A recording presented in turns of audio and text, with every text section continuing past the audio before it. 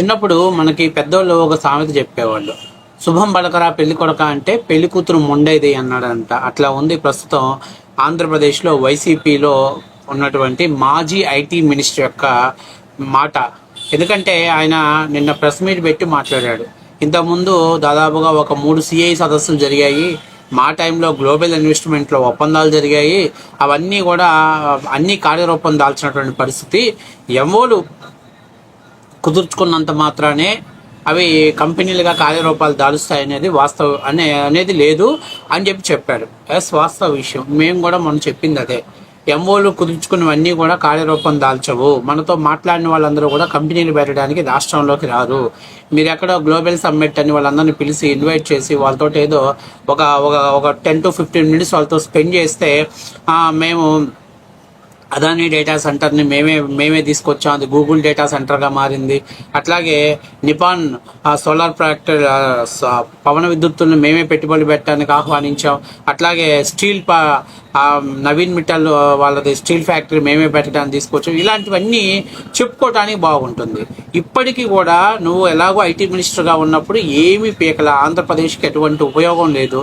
కనీసం ఈ సమంతా కూడా నీకుండా ఉపయోగం లేదు. లేకపోగా భారతదేశంలోనే అత్యంత వరస్ట్ ఐటీ మినిస్టర్ ఎవడయ్యానంటే, అత్యధిక ఇంకా ట్రోల్ అయినటువంటి ఐటీ మినిస్టర్ ఎవడయ్యానంటే గుడివాడ అమర్నాథ్. సరే, ఓడిపోయిన తర్వాత అయినా పద్ధతి మారిద్దా అని అంటే ఏదో తెలియనటువంటి నిరుత్సాహం. ఈ ప్రభుత్వంలో ఈ ఐటీ మినిస్టర్ బాగా పనిచేస్తున్నాడు, కంపెనీలు తీసుకొస్తున్నాడు, సో ఇతను బాగా పనిచేస్తే నా చేతగాంతనం బయటపడిద్ది. నేనేమంటున్నానంటే, అసలు మీ గ్లోబల్ సమ్మిట్ గురించి అసలు మీకు దండం పెడతా, మీరు చెప్పమాకండి ఆయన. ఆ గ్లోబల్ సమ్మిట్ ఒక కామెడీ షోలో జరిగిందని రాష్ట్ర ప్రజలందరూ కూడా తెలుసు. ఐపాక్ టీంలో ఉన్నటువంటి వాళ్ళందరికీ కోట్లు వేసి వాళ్ళందరినీ సూటు బూటు వేసి అక్కడ పంపించేస్తే అంత మాత్రం చేత వాళ్ళు ఏదో మేము 4,000 కోట్లు పెడతాం, 5,000 కోట్లు పెడతాం అని అంటే ఎన్ని లెక్కొచ్చి చెప్పినటువంటి కోట్లు. తర్వాత ఏమైంది, సీన్ కట్ చేస్తే భోజనాల కోసం గిఫ్ట్ల కోసం కొట్టుకున్నారు. కాబట్టి అది గ్లోబల్ సమ్మిట్ కాదు, అది వైఎస్ఆర్సీపీ పార్టీ వాళ్ళ కార్యకర్తల కోసం ఒక మాక్ గ్లోబల్ సమ్మిట్ అనేటువంటి ఒక దాన్ని ఏర్పాటు చేసి అది మేమేదో నిర్వహించామని చెప్పేసి రాష్ట్ర ప్రజలు కలరింగ్ ఇచ్చే ప్రయత్నం చేశారు. నిన్న ఒక తెలంగాణ యూట్యూబర్ ఉన్నటువంటి ఫర్నిచర్ సంస్థకు సంబంధించిన వ్యక్తి మాట్లాడితే, ఈడికి కూడా ఇక్కడ సమ్మిట్లో ఆహ్వానం ఇచ్చారా అని చెప్పేసి వైసీపీ వాళ్ళు ట్రోల్ చేస్తున్నారు. అరే బాబు, ఫర్నిచర్ పెట్టుబడి ఈరోజు నువ్వు తక్కువ అనుకుంటున్నావా? గోద్రేజ్ వాళ్ళు ఫస్ట్ వచ్చింది ఫర్నిచర్ విభాగంలోకి, లాకర్ల విభాగంలోకి. ఇవాళ వాళ్ళు అన్ని కంపెనీల ముడి ఉత్పత్తులు తయారు చేసే వరకు అన్ని కంపెనీలలో, ముఖ్యంగా ఎలక్ట్రానిక్ వస్తువులు తయారు చేసే స్థాయిలో కూడా గోద్రేజ్ కంపెనీ వాళ్ళు అడుగు పెట్టారంటే ఒకసారి మీరు అర్థం చేసుకోవాలి. అతను 2 కోట్ల వ్యాపారం చేసినా వీఆర్ వెల్కమ్ టు ఆంధ్రప్రదేశ్లోకి అతన్ని సాధారణంగా మనం ఆహ్వానించాలి. ఎందుకంటే అతను కష్టపడి పైకి వచ్చాడు. అతను ఫర్నిచర్ ఈరోజు హైదరాబాద్లో చాలా వరకు బీకే హోమ్ ఫర్నిచర్స్ అంటే ఒక పేరులా వినిపించింది. అతన్ని కూడా మీరు అవమానం చేస్తున్నాడు. అతను ఎంత కష్టపడి వచ్చాడు, ఆ స్థాయికి ఎలా వచ్చాడు? మీలాగా బ్రోకర్లలాగా 5 రూపాయలు పేటిఎంకి 10 రూపాయల డబ్బులకి వాళ్ళు రాలా. కాబట్టి ఫస్ట్ తెలుసుకోవాలి, ఒక వ్యక్తిని ఎలా గౌరవించాలి, ఒక వ్యక్తిని అతను ఎంత పెట్టుబడి పెడతాడనేది కాదు, అతను ఎంత నమ్మకంతో ఆంధ్రప్రదేశ్కి వచ్చాడనే దాన్ని మాత్రమే మనం కౌంట్ చేసుకోవాలి. అతను 2 కోట్లు పెట్టడం ద్వారా మీకే నష్టం ఏమైనా ఉందా? లేదు, 1 కోటి రూపాయలు పెట్టాడు అనుకుందాం, అతని వల్ల మీకు నష్టం ఏంటి? అసలు పెద్ద ఇండస్ట్రీల కంటే కూడా స్మాల్ ఇండస్ట్రీస్ అనేవి చాలా వరకు ఎంప్లాయీస్కి జీవనాధారంగా పనిచేస్తాయి. అది కూడా మీరు గుర్తుపెట్టుకోవాలి. అట్లానే మేము పెద్ద ఇండస్ట్రీలు వద్దని అనట్లా. ఫస్ట్ ఆఫ్ ఆల్ అతను కష్టపడి వచ్చాడు. అతను ఒక్కొక్క మెట్టు ఎదుగుతూ పైకి వెళ్ళి వచ్చాడు. మీలాగా ఐపాక్ టీం లాగా అద్దె కోట్లు వేసుకొని నేను 1000 కోట్లు పెడతా, నేను 2,000 కోట్లు పెడతా, చివరికి 8,000 కోట్లు పెట్టారు మీరు. అంటే ఇది వైసీపీకి ఉన్నటువంటి నిరాశ, నిస్పృహ. వాళ్ళు మేము చేయలేకపోయాం, లోకేష్ స్పీడ్గా వెళ్తున్నాడు, లోకేష్ని అడ్డుకట్టేయాలి, రాష్ట్రంలో మేము ఎలాగో పెట్టుబడి పెట్టించలేదు కాబట్టి మిగతా వాళ్ళు ఎవరు పెట్టినా మేము ఒప్పుకోము. దీన్ని ఒక శాడిస్టిక్ అయినటువంటి ఒక మానసికమైనటువంటి జబ్బులో వీళ్ళు బతుకుతున్నారు. కాబట్టి ఇలాంటి వాళ్ళందరికీ కూడా మనం ఏంటంటే రియల్గానే మనం కొంత ట్రీట్మెంట్ చేయాల్సినటువంటి బాధ్యత ప్రజలపైన ఉంది. ఈరోజు మీరు ఏమంటాడు, ఆయన సిఐ సదస్సులు 3 సార్లు జరిగాయి, పెట్టుబడులు ఏమి రాలేదు, కార్యరూపం దాల్చలేదు అంటే నాకు అర్థం కావట్లా. మీరు లాస్ట్ 5 years ఎకనామిక్ని దెబ్బతీశారు, ఆంధ్రప్రదేశ్ బ్రాండ్ను దెబ్బకొట్టారు, అమరావతి బ్రాండ్ను దెబ్బకొట్టారు, పోలవరాన్ని పడుకోబెట్టారు, రోడ్లు లేవు, ఎక్కడ చూసినా ఆంధ్రప్రదేశ్లో ఏందిరా అంటే గంజాయి, గంజాయికి కేర్ ఆఫ్ అడ్రస్ గా మార్చారు. గ్రామీణ ప్రాంతాల్లో కూడా గంజాయి సంస్కృతిని తీసుకొచ్చారు. ఇవన్నీ తీసుకురావడం వల్ల ఆంధ్రప్రదేశ్ బ్రాండ్ దెబ్బతిన్న మాట వాస్తవ విషయం. ఈ రోజు ప్రతి ఇన్వెస్టర్దారులు ఆలోచిస్తున్నటువంటి భయం ఏంటంటే, నెక్స్ట్ ఎలక్షన్స్ లో పొరపాటున జగన్మోహన్ రెడ్డి వస్తే మేము ఇన్ని వేల కోట్ల రూపాయలు పెట్టుబడులు పెట్టాం, మా పరిస్థితి ఏంటి అనేటువంటి పరిస్థితి, ఒక ఆలోచన వాళ్ళని చాలా ఇబ్బందికరమైనటువంటి పరిస్థితులు, ఉక్కిరిబిక్కిరి అనేటువంటి పరిస్థితి చేస్తుంది. ఈ రోజుకి కూడా మీకు సిగ్గు లేకుండా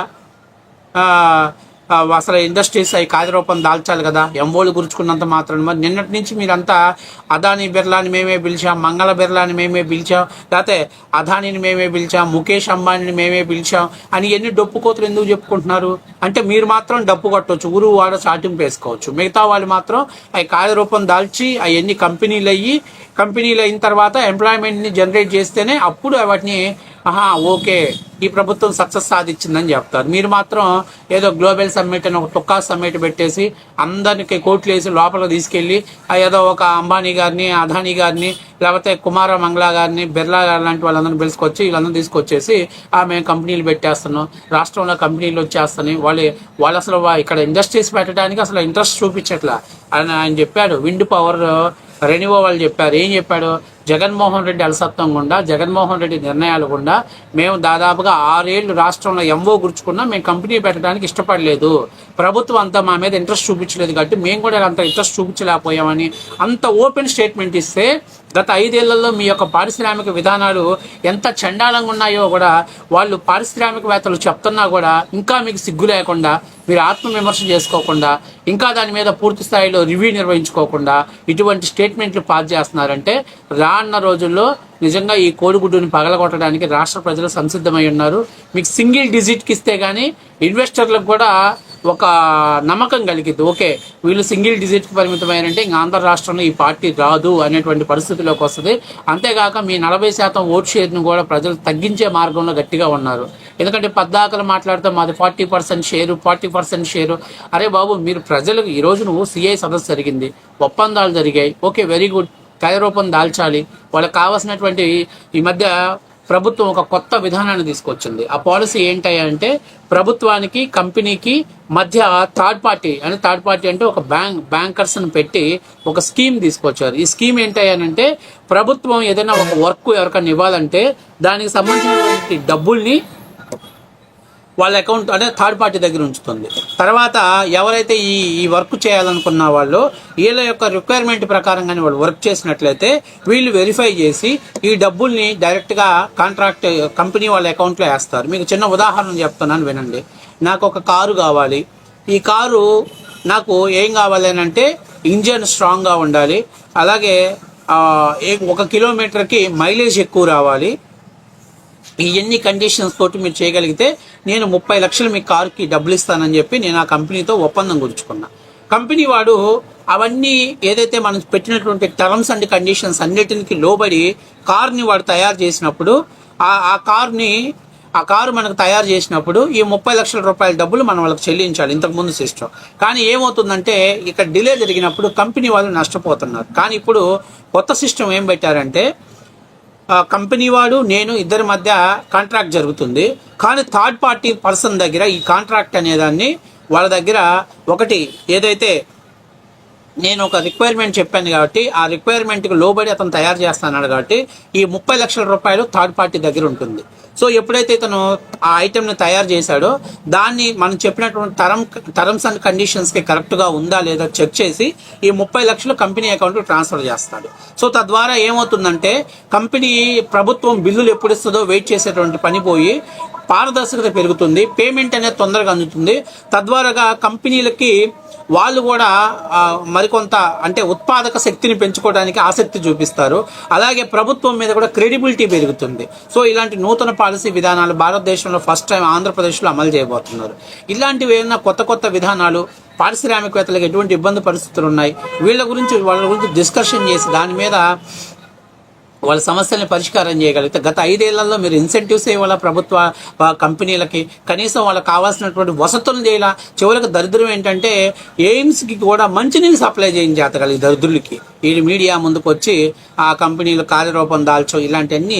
అసలు వాడి మొహం చూస్తేనే మరేందో సగం అధికారం పోయిన తర్వాత చూడండి ఏందో పేలగా ఫేస్ పెట్టి దీనంగా ఏదో అసలు ఏదో మొత్తం మీద ఏదో జరిగిపోతుంది రెయ్యంతా ఏడ్చి మీడియా ముందుకు వస్తే ఎలా మాట్లాడతారో అలా మాట్లాడుతున్న పరిస్థితి ఉంది. కాబట్టి ఇప్పటికైనా ఆంధ్రప్రదేశ్ ప్రజలు ఇలాంటి కోడిగుడ్డు కానీ జిడ్డు కానీ సాగనంపాల్సిన సమయం దగ్గరలోనే